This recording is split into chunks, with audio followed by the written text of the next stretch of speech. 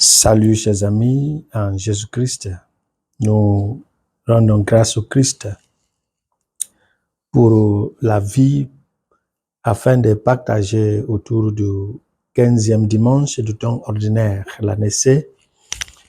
Et notre thème tourne autour du livre de Deutéronome chapitre 30, versets 10 à 14. La lettre de Saint Paul aux Colossiens chapitre 1, 15 à 20 et Luc, l'évangile de Saint Luc, chapitre 10, 25 à 37. Et notre thème, jusqu'à ce que l'amour devienne une action. Une action.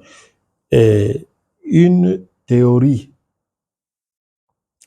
reste une opinion, jusqu'à ce qu'elle soit prouvée dans la pratique. De la même manière, la profession de notre foi reste une théorie sans fondement, jusqu'à ce que nous soyons capables de la vivre. Les mots « je t'aime » est l'un des mots les plus entendus, mais malheureusement les moins vécus. Quand j'étais enfant, j'ai pensé que toutes les mères, tous les pères, tous les frères et sœurs, tous les amis et toutes les associés sont des icônes d'amour. Mais je ne savais pas que l'amour est un sacrifice qui ne peut se faire que par quelques-uns. Et c'est pourquoi nous disons que aimer, c'est sacrifier. Quand une action exige ou implique l'esprit, le cœur, l'âme, la force ou l'être, elle devient une alliance. Et si l'on signe un pacte impliquant l'esprit, le cœur, l'âme, la force, l'être, toute violation entraîne la mort. Parce que ça englobe tout l'homme. C'est pourquoi Jésus ajoute aux réponses du juriste dans notre texte évangélique: vous avez bien répondu. Faites ceci et vous vivrez. La demande du juriste est centrée sur l'action qui nous conduira à la vie éternelle. Mais la réponse de Jésus nous enseigne que la vie éternelle est une vie qui doit être vécue ici et maintenant. Et en d'autres termes, nous devons vivre l'amour de Dieu et du prochain ici, dans le cadre de notre credo, comme notre foi et notre vie. Et en faisant cela, nous pratiquons déjà la vie éternelle. L'histoire du bon Samaritain appelle à un réajustement de nos lois, de nos codes de conduite, de nos convictions. C'est parce que les trois images de l'évangile, à savoir le prêtre, les lévites et le bon Samaritain, ont fait ce qui découle de leur orientation et rien de spécial. Alors permettez-moi de dire que la vie éternelle et la condamnation éternelle sont cachées dans l'ordinaire, pas dans l'extraordinaire, dans l'ordinaire. Sans beaucoup de brainstorming, de remue-ménage ou de calcul, comment réagissons-nous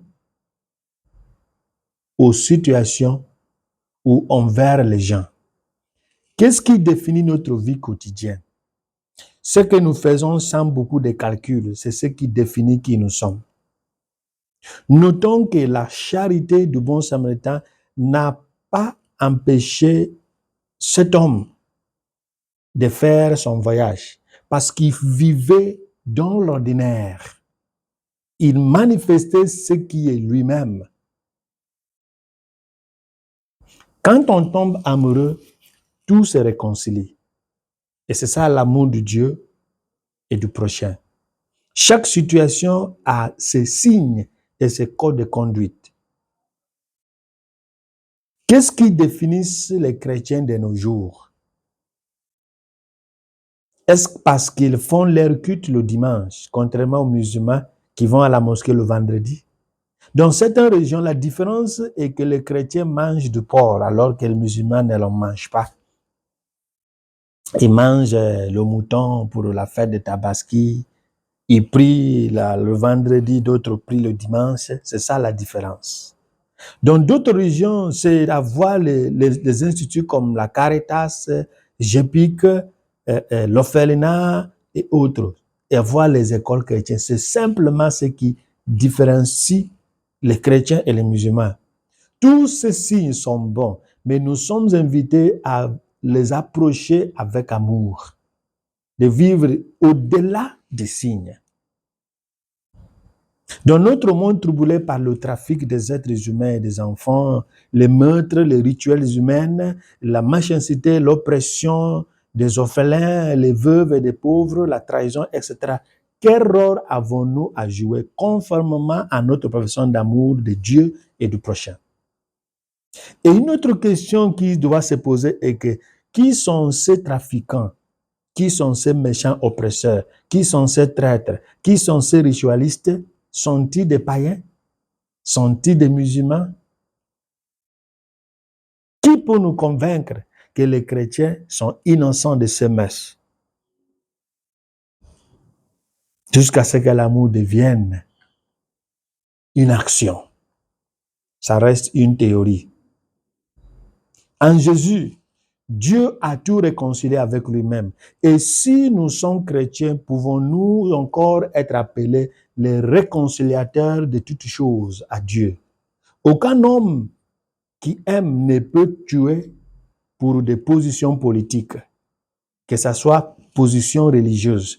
Et c'est ce qui est dommage de nos jours, que même au niveau de l'Église, les gens consultent les ritualistes, les marabouts, les féticheurs, juste pour avoir une position pour rendre, soi-disant, service à Dieu dans son Église. Ou bien pour avoir des pouvoirs, avoir des richesses. Demandons au Christ la grâce d'être des vrais de qui nous sommes et non pas des semblants de qui nous professons d'être, jusqu'à ce que l'amour devienne une action. Tant que l'amour ne devienne pas une action, c'est une simple propagande parce que il y a le vide, il n'y a pas d'esprit de Dieu dedans. Que Dieu qui est amour sincère et pratique, nous enseigne comment être amour, pratique et sincère, et qui nous bénisse toujours le Père, le Fils et le Saint-Esprit. Amen.